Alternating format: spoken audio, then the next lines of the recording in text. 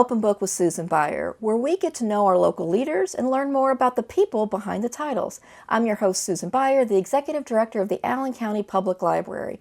We're here in Studio B in Access Fort Wayne at our main library in beautiful downtown Fort Wayne. I am so excited to chat with our guest today and learn about her work. Please help me welcome the Director of the Women's Fund of Greater Fort Wayne, Cassie Beer. Thank you, Susan. I'm so excited to be here. I am so excited to get into it. I've got all kinds of questions. Let's do it. Yeah. Well, first, we'll start out with, what is the Women's Fund? And I'm never quite sure what the relationship the Women's Fund is to the Community Fund of Greater Fort Wayne. Sure. You are not alone in that. So the Community Foundation, we say we do three things. One is we help donors make their charitable giving more impactful. Two is we work with nonprofits to provide them resources and funding to do the incredible work they do. And three, we provide community leadership in appropriate spaces. And that's where the Women's Fund falls. So a few years ago, the Community Foundation started to look at some of these Gallup Wellbeing Index reports, started to look at the Indiana State of the Women report and ask ourselves, well, what do we know about women in Allen County? So we came actually down to the library and discovered that the last comprehensive study of women and girls in Allen County was done in 1974. Wow.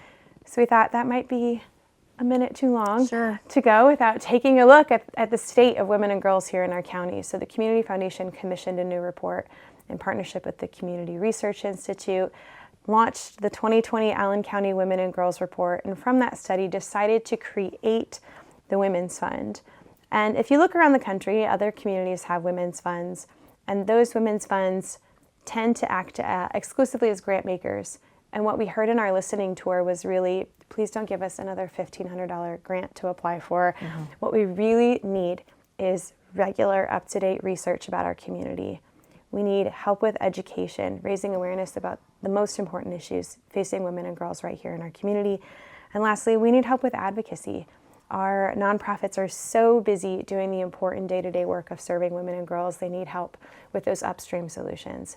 So the Women's Fund is an initiative of the Community Foundation designed to provide those three vehicles of work: research, education, and advocacy, focused on the most pressing issues for women and girls right here in Fort Wayne. So as you've mentioned, you've done considerable research on the state of women in the workplace in Allen County. Mm-hmm. Yes. What are the big findings? What did we find? So many things. Well, so that first study, if you look at it on our website, if you need some light reading for the weekend, all 280 pages of it are on our website. And it covers everything from healthcare, childcare, tobacco use, teen pregnancy. We wanted to know about everything that we could know. But from that study, we decided to narrow in three areas where we felt like there was significant need and where there were gaps in service and focus in our community, and one of those was economic security for women. So that first study, we learned that Allen County women are at work in the workforce. 75% of working age women are working outside of the home, which outpaces the state and the nation. So we're like, amazing, women are obviously at work. Right. But unfortunately, when we look, a quarter of women in the workforce, no access to any type of paid time off. A quarter of women making less than $23,000 a year working full-time hours. 60% poverty rate of single mothers with children under the 5 who are working full-time hours. So we said, okay, women are at work, but our workplaces are not designed with women in mind, and they aren't functioning as a supportive environment for women. So that's when we decided to start doing an annual survey of our local employers to really get into the weeds of how many women are in leadership, because we know when women are in leadership positions, that helps women in every position thrive. Mm-hmm. Compensation practices, because we know, actually the sneak peek here is the pay gap has grown in Allen County over the last 5 years. It was about $15,000 between a man and a woman in similar positions, similar education, similar experience back in 2020. This year it's grown to be $16,000 a year. So almost $1,000 jump over the last 5 years of the pay gap. But we look at things like supportive benefits and policies, and then what do your hiring and promotion practices look like, and how does all of that work together to build great workplaces for women right here in Allen County? So can you tell the audience and tell anyone who might have doubts or questions, why specifically supporting women is good for business as a whole and the community as a whole? Absolutely. So as we work with local employers to evaluate their benefits and evaluate their policies, oftentimes the changes they are making end up benefiting their entire workforce. So when things are implemented like paid family leave, that benefits men and women who are able to take time off to care for their families. When we implement things like improved short-term disability policies, that supports men and women. And when these benefits and policies we're advocating for are in place, it increases retention rate for employers. So that absolutely saves on the bottom line when companies are spending an average of $8,000 per new employee that they have to hire. And if you're able to retain an employee because your benefits and policies are helping keep them there, that's money that our local workplaces are saving that they can pour back into their employees, that in turn supports our local economy. So when we make these investments into women, it's not just into women, it's to men, women, every single person in our community. And when families thrive, our local economy thrives. So really a rising tide lifts all ships. Absolutely. I have seen around town coasters and decals that say never your fault, that are part of the No Matter What campaign. I actually have an example of one right there. I wondered if you could tell me about that campaign. Sure. So economic security is our first focus area. Our second is personal safety. And again, going back to that 2020 study, here in Allen County, we have a higher than average rate of domestic violence in our community. Nationally, it's about 1 in 4. In our community, we see it's 1 in 3. Women experience domestic violence in their lifetime. We also know that Indiana is 4th in the nation when it comes to reported cases of high school rape. And as we dug into these experiences of interpersonal violence, we really learned that our local system of care is very difficult for survivors to navigate. For example, there is one location in the surrounding 19 counties where you can access a forensic rape kit. So that tool that allows medical professionals to collect that evidence necessary to build a case when you've experienced a violent sexual crime. So there's one place to go. In 19 counties, you said? 19 counties. That is staggering. And most people don't know where it is until they need to know. It's not an emergency room. It's not a doctor's office. It's a tiny little building off Lake Avenue. And they do tremendous work at the Sexual Assault Treatment Center. They're incredible. But what we learned was our nonprofits who work in this space are spending precious time and resources helping people navigate where they should go because, oh, you have to go here if you want the rape kit. You have to go here if you want therapy. You have to go here if you need shelter. And they're doing this constant traffic control with the very, very precious few resources that they have. So we said, okay, what if we could build a resource that could help survivors more efficiently navigate that system of care, not just more quickly, but with dignity. And so we worked with our amazing partners at One Lucky Guitar to brand this campaign called No Matter What, because we want every survivor, regardless of gender, of age, of background, to know that if they have experienced sexual violence or domestic violence, they deserve the dignity and the support they need to help to heal fully, no matter what. So we built this amazing resource where big filters at the top. What do you need?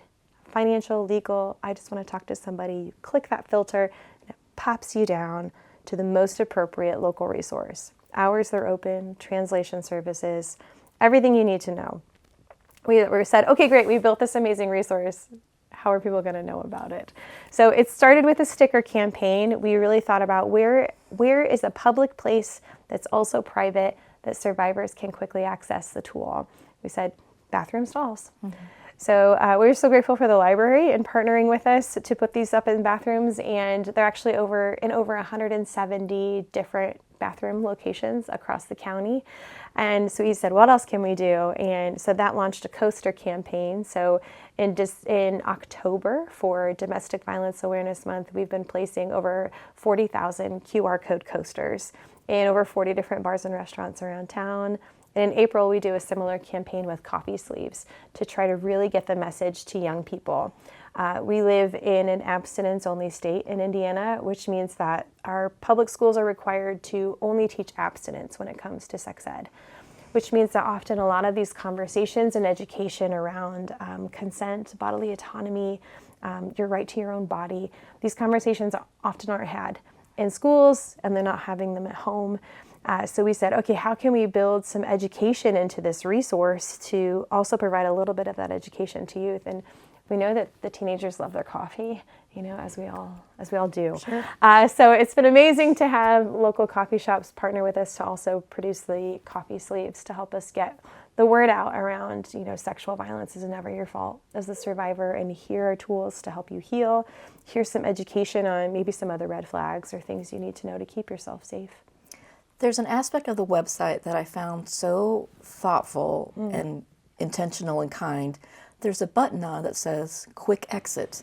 And it took me a second, and then I realized, because if someone is looking at it, they may not want the person next to them or the person they're living with to see that they're trying to connect to resources. And the quick exit is a quick exit. I tried it. Immediately, it's gone. Immediately. Thank you for noticing. That is a very intentional, and that's what happens when we include survivors in the solutions, right? That was a survivor-centered feature, because we had a survivor say, my abuser was constantly checking over my shoulder. And so there's actually a pop-up now as well that says there's a quick exit feature, but you also want to be sure to clear your browser history if you really are living with someone who's not allowing you privacy. So trying to think about what are those ways we can get survivors resources, but also keep them safe in some really dangerous situations. And getting that lived experience from them to make sure the resources are tailored to what they need. Absolutely. It's huge.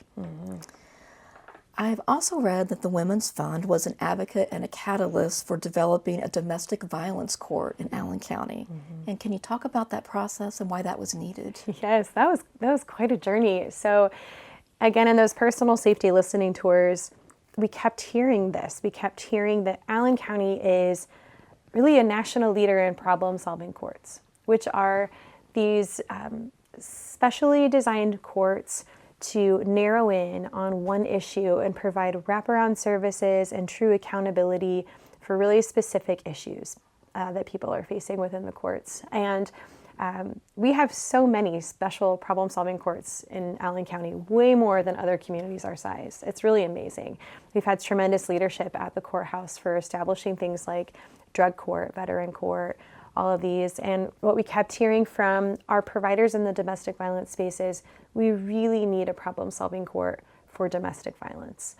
And we did a listening tour as the Women's Fund through our court system and had some open reception, had some not quite there yet responses as well, but we were so excited that Judge Lori Morgan in Family Recovery Court was immediately incredibly interested and wanted to know more. And so we were able to connect her with some mentor courts from other communities where they've set up domestic violence courts.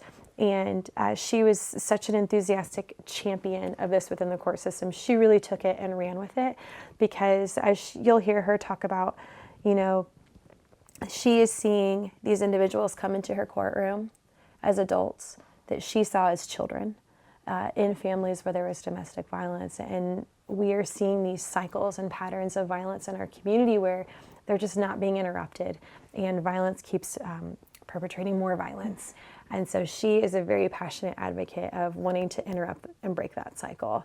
So she really was the champion for that. We just got to ask her some really great questions to get her thinking about it and then to come alongside her in the working group and ask some good questions and make sure that, again, that there were survivors at the table to give feedback and input on how that court could be designed. So yes, about to celebrate they just celebrated the second anniversary of that court, and we're really proud of Judge Morgan and the work she's done it's the first family problem-solving domestic violence court in the state. Wow. So we're really proud of her. For women, their financial stability can be very connected to their personal safety. Can you talk about why that connection exists? Absolutely. So when we look at women's finances in our community, we largely see that the majority of women rely on their spouse's retirement income savings. They rely on sharing one bank account with their partner. The credit cards are in their name. And what happens then is those domestic violence situations become financial abuse situations where a woman may know that she is in danger and that she needs to leave, but she doesn't have access to her own credit cards, she doesn't have access to her own bank account, and all of her financial decisions are heavily monitored. And for women of privilege, Susan, if you had to leave, you know that you have a friend's couch you could sleep on indefinitely. You have a credit card in the back of your wallet that's just in your name. You could put a hotel on for a couple weeks. We have access to these resources, but for women in marginalized communities, women in poverty, women one financial disaster away from losing their home, they don't have access to those financial resources to make a quick, clean, safe exit. And so without access to financial independence, women are often trapped in abusive situations because it's staying in an abusive situation or oftentimes choosing to be unhoused. So a lot of what we champion in our work in economic security aligns with personal safety, and that we encourage employers to incentivize retirement savings in their in individuals' names as much as employers like a possibly match, can. things like that. Absolutely. Or educating employers on things like workplaces can secure their own protective order for the workplace to help protect that employee while they're at work, and things like that. So building up financial security for women also helps keep them physically safe and helps them to be able to safely leave potentially abusive relationships. Gives them options. Gives them options, absolutely. When we think of Allen County and our girls, from what you have learned, where are girls thriving and where do they need additional support? Yes. So there are that third focus area, young women and girls. So we, in that 2020 study, we looked at girls and we learned some really amazing things about girls. I want to make sure people know the study wasn't all doom and gloom. There were some really beautiful things about our community for women and girls as well, and there are joyful things. And we looked at the girls in our community and teen pregnancy on the downward trend, which is great. That helps girls build that financial security if they're able to wait until they're older to have children. Also, girls thriving in school, outpacing their male counterparts in academic achievement, just really thriving academically and in their honors programs and showing up at school and doing so well in athletics. But unfortunately, we see when girls hit about 7th or 8th grade, their confidence in those achievements absolutely plummets. Seeing the amount of girls, we saw about 66% of girls struggle with sadness, depression, and anxiety all at once within the last 30 days when we asked them. So girls are feeling really sad. We also just their confidence is really, really lacking, and their experiences of sexual violence are very high compared to their national peers. So that led us to do another study where we just wanted to hear from girls. And so in 2022, we released our Allen County Young Women and Girls report. And in that report, again, we got to hear about some of the things they really love about their community. They largely love their schools. They love some of the programs they're in. They love their sports. They love their music. But for a majority of the girls, when we asked them, what are programs available for girls in our community? They had a really hard time naming them. They had a hard time identifying programs that were designed for girls here in our community. Or they would say, well, I go to this program, but I don't feel like I can really be myself. Or I don't, it just broke your heart. I don't feel safe. I don't feel encouraged to be who I really am. So that was something we really wrestled with at the Women's Fund because, you and I, Susan, in the nonprofit space, you and I could probably name 24 girls programs that are happening here in town. Right. And it's so easy for us to name them off and I thought, oh, why can't girls? And so we decided to launch a couple things. Number one is a training called our Girl-Centered Practice. And so we provide this training a couple times a year for anyone who's working with girls. And it's a 3-day training where we really lean into, is your program truly girl-centered? Are you thinking that you know who girls should be and you know what they should achieve in their life and you're going to design your program around that? Or are you truly taking into consideration the lived experience, the current realities, the research on girls right now, and shaping your program around that? And we walk through all of the different ways that, largely girls use communication differently, they use relationships differently, and not to paint too broad of a stroke of the differences between genders, but there are some things that girls and gender expansive youth they just do a little bit differently, and they need different supports and programs. So we really come alongside our programs for girls and try to make sure they're building truly safe and inclusive and supportive and empowering programs for girls. And then we also started providing a program for men to go through as our Male Allies program. So what we heard a lot from men in our community was just, I don't know how to talk to my teenage granddaughter. I don't know how to coach these girls I've been given to coach. Mm-hmm. And so we said, okay, we can help you a little bit. So we've also started providing these half-day trainings where we try not to have very many women in the room, because we find that when we get these men in the room together, they quickly become very emotional and about the women and the girls in their lives. And I've been so impressed with so many of the men in our community who are willing to step up and be vulnerable and learn how they can be better allies for women and girls in our community. So we're really excited. We have a chance to go into Fort Wayne Community Schools this year and train all of their advocates.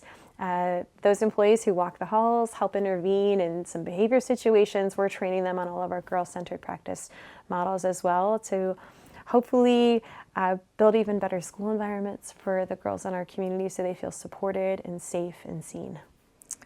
To make things better for our girls and young women, we need to educate our boys and young men. Mm-hmm. So what kinds of messages should our boys and our young men be hearing in the community? Absolutely. How much time do we have today, Susan? So many things. It is so important that we are pouring this education about empowerment and autonomy and consent and the right to your own body into boys as much as we are pouring it into girls. We really need to make sure that the young men in our community and in our lives understand that girls are valuable contributors to our communities, that they are brilliant, that the things they have to say are worthwhile and important, just as important as what boys have to say.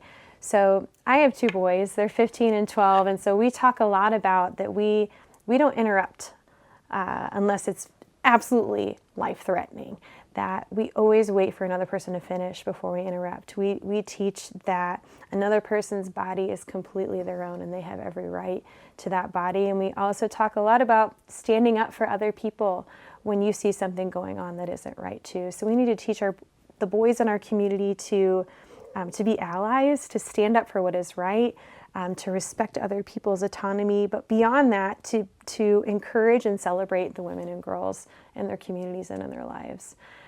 That's where we need to start, at least. So we at the library have had the great fortune to participate for the last 2 years, one of your signature events, Take a Girl to Work Day. It is the best and most stressful day of the year. I can imagine. There's lots of planning involved. I mean, there's Yes. a good amount of planning just on our very, very small part. I can't imagine what that's like on the level that you do it. But if you could share a bit about that event, how it came to be, and what the impact's been. Oh, it is really one of my favorite days of the year. I've never wanted to be cloned and in multiple places at once as I want to be on Take a Girl to Work Day. We could use 20 of you at least. I need at least 20 of me on that day. And I'm so grateful for my team because they do make that possible for me to be partially cloned. But that day really started with our first Women in the Workplace report. And we saw that only 22% of leadership positions in our community were held by women, much lower than the national average of 35%.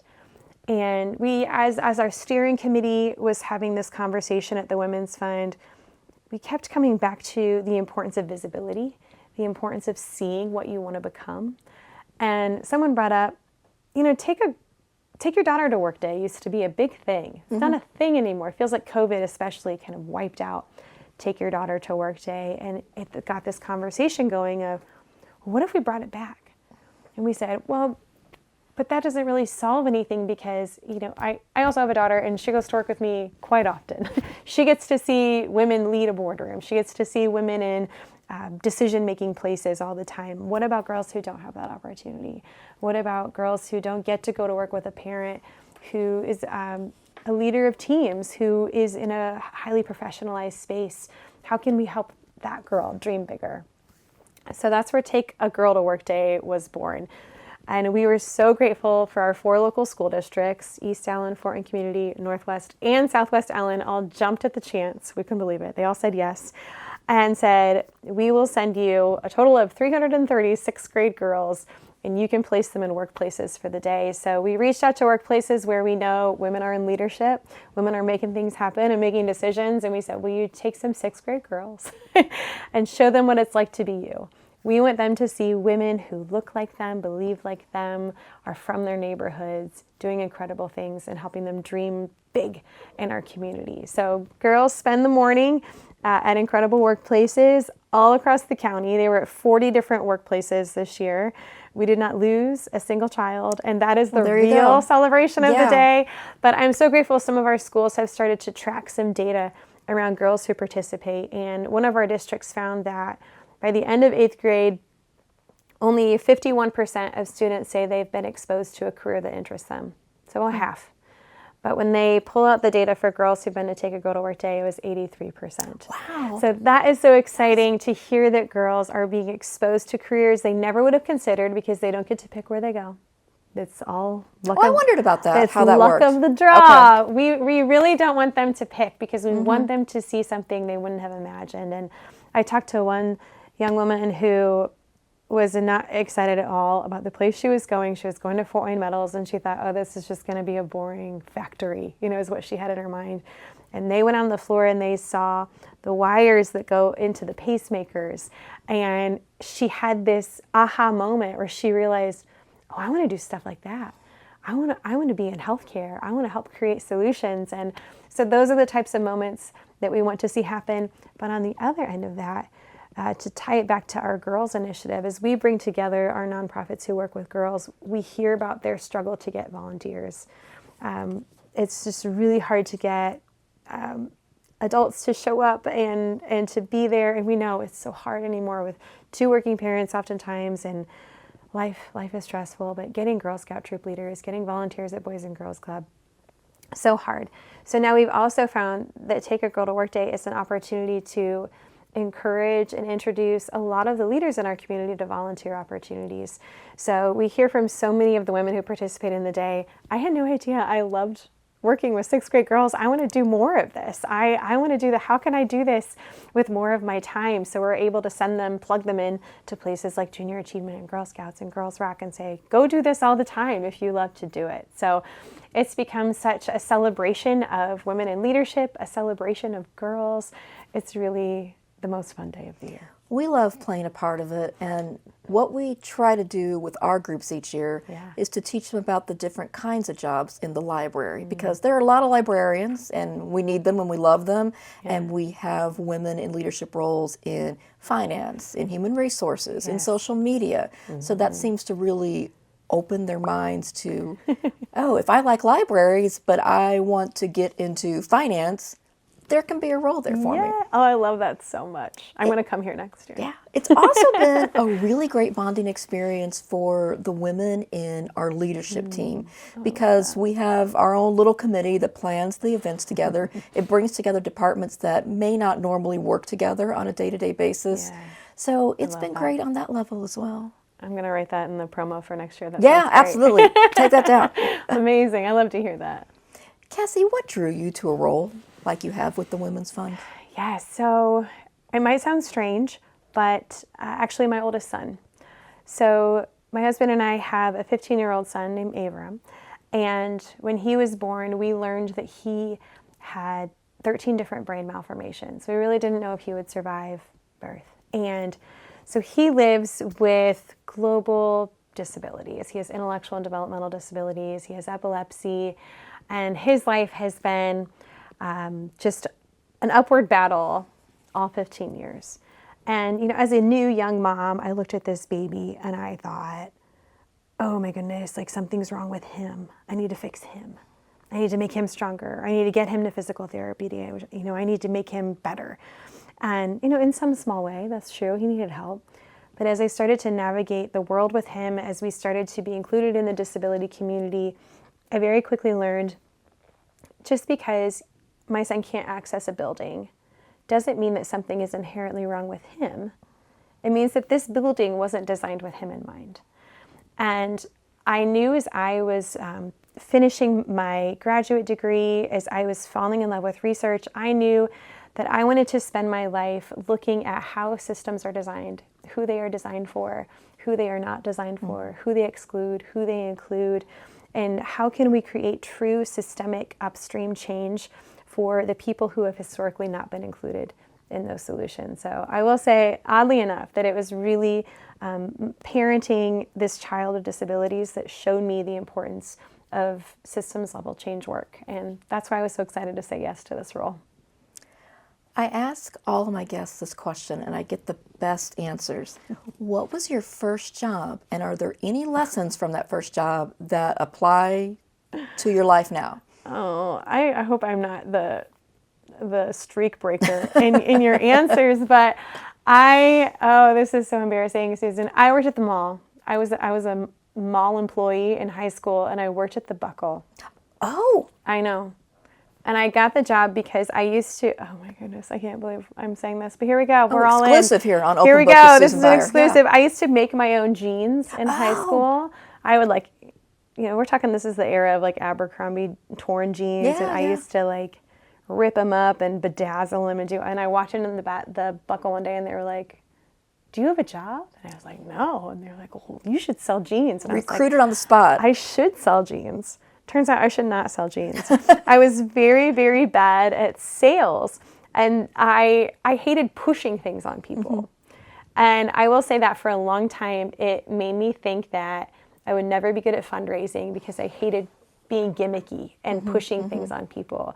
And so I will say, I wish I could go back to 16-year-old Cassie and help her reimagine what connecting people to things they love looks like, because I've since learned fundraising is very, very different from selling jeans, and that in fundraising and in philanthropy, you get to really connect people to something they love. You're giving people an opportunity to invest in something that matters very deeply to them. So I did learn I did not want to be in sales, but I do love to be in philanthropy. Well, another hat you wear that I was not aware of until recently, you are a singer and a songwriter. Yes. You're in a band, Rosalind and the Way. That's it, yeah. Can you tell me more about this side of your life? How long have you been a performer? Yes, so from very early on, so I was raised as a pastor's kid in a very large evangelical church where performing was what we did every Sunday, and we did musicals, and my mom sang, my dad led the choir, so performing was just kind of a prerequisite for being in our family. And I had grown up doing church music and doing this, and right before I turned 30, I had sort of this, I don't know if you want to call it an existential crisis, but I just had this reinvention of myself and became a different person, I will say, in a very short way for a limited amount of time. And I had always wondered if I could be a songwriter, if I could sing anything beyond what other people had written. And I just decided to go for it. And I started writing and recording my own songs. And actually, the very first show I ever played was at Taste of the Arts Festival that Arts United does. And that was actually 10 years ago this summer. And then I went on Julia Meek's Meet the Music. And because, of course, that was it. That was the launch. And so I'm so grateful. It's been such a fun opportunity to, number one, to get to know our local community so well. Being in a local band is such a great way to learn who's here in our community. And our local art scene is such an inclusive and really supportive space. And I've gotten to meet the best people. I've gotten to play in the most fun stages here in town. And I know I'll never be like, Taylor Swift or anything, but to have a body of music that I've written and I've recorded, it makes me excited for my great-great-grandkids someday to listen to and be embarrassed by, or whatever. So it's great. It's something that definitely keeps me feeling like my own person, as being this working person, as being a mom, as being a wife. Like songwriting gets to feel like this very me, So I don't get to do as many shows with Rosalind and Louie as I used to. I like to hop up with a couple other bands where I just have to sing and I don't have to book the band and pay the insurance and do all the creative part. Now I can just jump up and sing sometimes and do that, and that fills my cup. So our last question on Open Book is something we call the tail end with Toonses, and I will explain. Oh, okay. So Toonses is my very opinionated gray cat. And he was not able to come to the studio today. He was busy, hiding under the bed, but he had a question for you. Okay. He knows that you are a singer-songwriter, and he wondered, do you have an anthem? Oh, I have one for every situation, every day of the week, depending on the situation. So I'll narrow it down to two. Okay. I will say, in my professional space right now, I keep turning back to the Chicks. They have a song called March, March, and it is just a fantastic rallying cry for keeping the good fight. March, march to your own drum. And whenever I'm feeling depressed about the state of the world or anxious, that's been the one I put on. More personally, it's really interesting, my word for the year. I don't know if you're a word of the year kind of person, but I had really centered on the word arrow for this year. I wanted this year to be a very intentional and direct and progressive year for myself. And so I'd really settled on this word arrow. And not long after that, I heard this song called Arrow by The Head and the Heart, and it makes me absolutely lose my mind. I become a different person when I hear it. I run and I listen to it, and I run a good minute faster a mile when I have that song on. Would that be your walk-up song if you're going up to bat? Ooh, it definitely would, at least for the next month.